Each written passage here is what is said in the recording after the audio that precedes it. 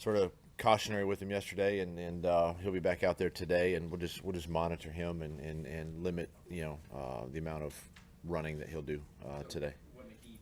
No. I mean, there were some guys that did kind of get warm at the end of practice, but nobody was in danger or nothing like that. What about Anton Harrison and Roy Robertson? Roy's fine. Roy's fine. His was just heat and exhaustion there at the end because it was a tough practice. Got warm at the end, and so, like I said, a couple guys did feel the heat. I felt the heat.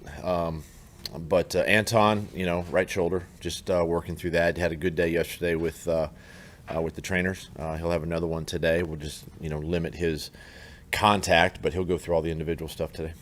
Doug, it seems like Trevor is running a little bit more. Is that been emphasized for him to use that mobility a little bit? When you say running, what are you seeing? It seems like yesterday he took off a couple times and picked up like 10, 15 yards. There was a scramble, I think, one time. Are you talking about design runs? Are you talking about scrambles? Are you kind of telling him, look, if it's not there, go ahead and get what you can get on the ground? It just seems like he's. I mean, that's a natural progression, right? I mean, if it's not there, use your legs, and we've always encouraged him to use that. He's a gifted athlete. He can run well, and then there'll be times when we have designed called runs, reads, things like that he can also run the football. But I mean, he's a good runner, and we encourage him to do that. Is he throwing? Is he Hammy, tightness, sore, be a little bit limited today. Sorry about that. That's okay. I know. Finish up the injuries. Is he in terms of the volume of throws? Is it at a good place, or how do you kind of monitor how many throws Trevor takes? I mean, we don't necessarily right now don't put him on a pitch count. In practice, it's one practice a day. I mean, it's not like when I practice and we threw 1,000 balls a day. So these guys are, they're getting their throws in, and we do monitor if there's any kind of soreness at all with him or CJ or Nathan. We'll monitor that, but there hasn't been anything. And he's getting his normal amount of throws. Is that why more teams are going to three quarterbacks instead of four these days? I think so. There's just not enough reps, to go around. There's not enough throws. There's the way practices are structured and the amount of time you can spend on the field. You just, you have to maximize what you can. And so, I think it is part of that, that you're seeing 3 instead of 4. But just not enough reps to go around. How quickly can you start to get the idea of how good your team can be? I mean, I think we're still a ways away, honestly. We're still working through a lot of different things. There's combinations of, with Anton and obviously with Walker Little and working through scenarios there and seeing where we can. I mean, on paper, you think, okay, yeah, you could probably be a decent football team and compete and be there at the end. But a lot of things factor into that. You just don't go out on a limb and say, hey, we're going to be this, and but I like where the guys are. I like how they're working in practice. Even in pads yesterday, first day, guys, they practice fast. But I there's potential there, and again, it's hard for me to just say it. We're going to be this because we take it and one day at a time. I know that obviously one-on-ones in the trenches, defensive, offensive line doesn't necessarily simulate what actually will happen in a game, but your impressions there, especially because it seemed like the offensive line got the bulk of the wins over the defense. Yeah, and again, that it's like one-on-ones, DBs and receivers too. I mean, it's a tough situation, and defensively, when a period like that comes up. We talk to our guys a lot. You want to establish as camp progresses, right? You want to establish an identity. You want to have some sort of physicality about you with the pass rush, and so yesterday it was just trying to do that, trying to establish that physicality, trying to establish, that sort of that persona of who can we be, right? And what you saw yesterday too with that was you didn't see a lot of different pass rush moves, right? It was pretty much let's just go right into the offensive lineman. So a little bit easier for the O lineman. Where I get excited is when we're in team drills and they're working their games, their combinations, their stunts, their pressures. That's where I get to see the pass rush. It's good to see athleticism. It's good to see movement skills, get off. It's good to see all of that, in one-on-ones. But sometimes it's a little bit unfair, one way or the other. Who has impressed you in terms of the pass rush? Who established physicality yesterday? I mean, I still like where Roy is and where he's picked up, from last year. I mean, he's done a nice job of getting on an edge in the team drills. Trayvon's had some really good rushes against Walker and against Anton and obviously Josh Wells yesterday. I like where he's at and how he's progressing. Josh has got that speed and athleticism and length as well. He has showed up a little bit. And it was good to get Devon Hamilton back out there in practice too a little bit to see his push and I'll tell you this, Foley has really shown up in the first few days of camp here, and I think that's again the progression of being in our system second year, just understanding what our expectations are for him. On the outside though, is it enough right now? Are you getting enough right now? I mean, I think it's still early. Today's day 2 of pads. I mean, we got to see these preseason games and these practices. We joint practice with Detroit in a couple of weeks, and we'll see a little bit more there. But it's still a bit early, but they are progressing in the right way. A bit about the team dynamic. Ryan O'Halloran from the Buffalo News here. The Bills drafted Dalton Kincaid in the first round of tight end to go with 12 personnel. You have a chess piece in Evan Ingram. How much has that position's athleticism and body have evolved over the last 20 years to where you can move them around? It's completely, evolved to the point where you just don't see the true wide, what we call a wide tight end, that big inline blocker much anymore. These guys are more athletic.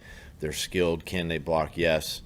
You're having to redesign some run plays where you're not asking them to block, D ends and holding up. And so that position, is a versatile position, and Dalton's one of those guys, when we looked at him, in the draft this year, but just an athletic guy, can run really good routes. And I think he's another guy that can hold up, on the line of scrimmage. So they got themselves a good player. It's a good mix of guys, and we're excited with our guys. We like where Luke Farrell is, the mix of him and Evan, and we drafted Renton Strange. He's progressed really well, but that position has changed over the last few years. You put a lot of emphasis on the team above self dynamic. Can you just talk a little bit of how that's played out with Walker and Cam? I mean, Walker talks about how it doesn't matter. He's not territorial about the left tackle position. Cam is being patient about having to wait his turn for the first time ever in his football career. Yeah, and I appreciate that with the players because they understand that this is, it's not about one guy. It's about us as a football team, and guys are very, unselfish that way, and they just want to win no matter what combination of guys are on the field, and I appreciate that from hearing it from those guys, and I talk a lot about that. Just it's a team. It's us, right? It's when we get it down to the 53, and those are the guys you go to Sundays with, and it's just, again, for a coach to hear that that right there can take your team a long way, right? It doesn't matter how much adversity comes your way. If I got a lot of guys speaking that type of language, that's a positive that can carry us through a lot of different situations. Obviously, it's a very unique situation, right? It's probably not another one in the whole National Football League where you get a position that's that important. But were you at all concerned when you first heard the news that there might be a little bit of discontent or anything of that nature? No, and I'll tell you why. Because we communicated with both guys, quite honestly. Cam did a great job this offseason of communicating with us, when we found out the news and everything, and he was up front with everything. And then we were honest back with him and said, listen, this is the plan. And we spoke with Walker the same way, and so you nip a lot of things by being open and honest and having those conversations, even though they might be difficult for a player to listen to. It's reality, and that's where we are. So I think that's the biggest thing, is just having that open communication. Antonio Johnson's gotten 2 interceptions the last 3 practices. I know turnovers don't necessarily tell the whole story, but what have you seen from the rookie so far? Yeah, he's improving. He's learning the defense. He's been in the right spots. And, a lot of times interceptions are just being in the right spot at the right time. And he's done that. And, the defense the last couple of days has had some hands, on footballs and created some takeaways, which we talk a lot about. And it's good to see that our young guys are stepping up that way. Doug, 1,100 yards for ETN on the ground last year, but what's the next step for him? What does he need to be focused on to maybe improve between the tackles? What stands out? Well,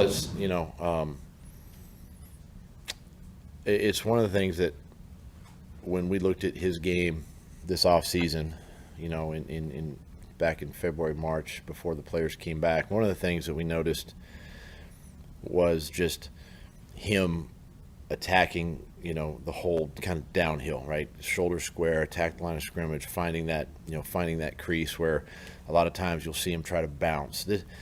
So we were able to show him, right? Show him and really emphasize shoulder square,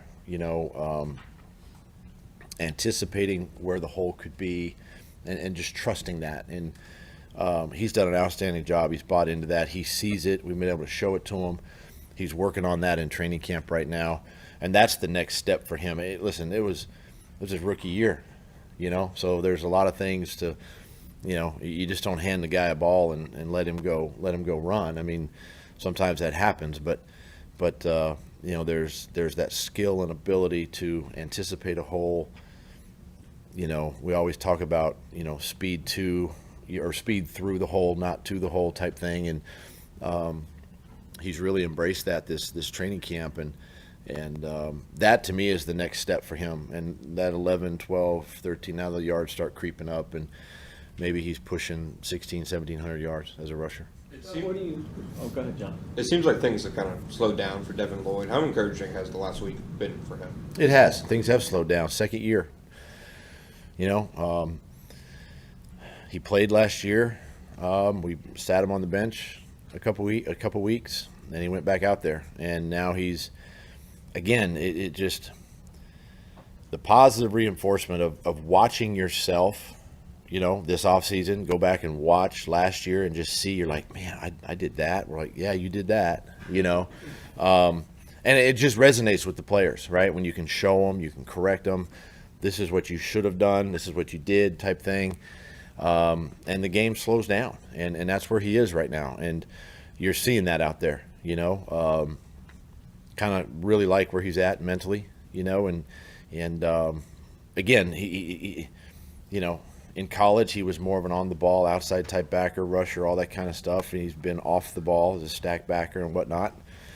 It's a new position a little bit for him, so he's really done a nice job. How did that hamstring at last year's camp? Do you think maybe that was a big deal? I think it's part of it.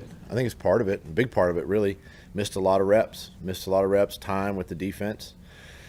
But yeah, I think that's he's healthy. Feels good. Following up on that, you guys ranked second in the league last year in missed tackles. How much do you think that affects itself with a lot of guys coming into year 2 or year 3? Or do you make it an emphasis to try to tackle more? And how do you balance tackling more versus not getting injured in camp? It's a fine line, right? I mean, I don't do a lot of live tackling stuff, and but at the same time, we make sure that the defense is rallying, and at least, the thud kind of bumping up to the offense, and it's just and you put them through individual drills, and you try to work on it, and you get into these preseason games, and you preach it and you talk it, and now it's just a matter of going and doing it, right? But there'll be a couple of days coming up where I'll let the defense tackle the offense, and it's important, it's important that tackling, especially in space, being able to get guys on the ground. What else do you want to see out of Calvin Ridley to let you know that, okay, he's not rusty, the layup didn't impact him, he's going to be fine? knows exactly what we're doing and what I can get out of him. I mean, he's done an outstanding job. You guys watch him practice. He practices hard. He practices fast. We just got to keep him and Trevor, on the same page, and we've got a little bit of time here before the season starts, and he's doing good. He's picking up the offense. He's learning it. He's studying it, and I guess the biggest test will be, these these opportunities coming up in some of these preseason games. If we get a chance to play and make a play. And then we just gotta, in practice, I gotta put them in situations where, those two guys are continuing to get reps together. Building off that, how much do you expect Calvin and the starters to play? I know obviously we're still a week and a half away from the first preseason game, but at this juncture, how much do you expect them to play in those 3 games? I'll let you know. Yeah. Maybe. Yeah. Doug, would you consider playing him a little more than you normally would? Calvin? Yeah, a starter like that, just because he hasn't played. Yeah, well? I don't know that yet. Not there. I don't know. Yeah, no worries. As we get into the dog days of camp, can you just talk a little bit about that importance? Maybe it's that 10 minutes after practice that you're with your family, or the one-off that you get, just kind of recharge the batteries. Yeah, no, I think it's great to see the families after practice to come hang out on the field, and the little sons and daughters running around, and these guys go through a lot, and we've got a stretch of practices coming up, really today, but starting Saturday, with the stadium practice, and then Sunday, Monday. Those 3 padded days. Those are gonna be that's like the dog days. That's the grind of training camp right there, and it's designed. I lay it out a certain way, that way, and anytime again after practice, you see the families, or a day off when they can rest and spend time with their families. It just makes everything else we do. It's important, but a little bit less important, right? Because we get to see the smile on their faces when they're out there after practice. All right. Thanks, Dave. Thanks, Doug.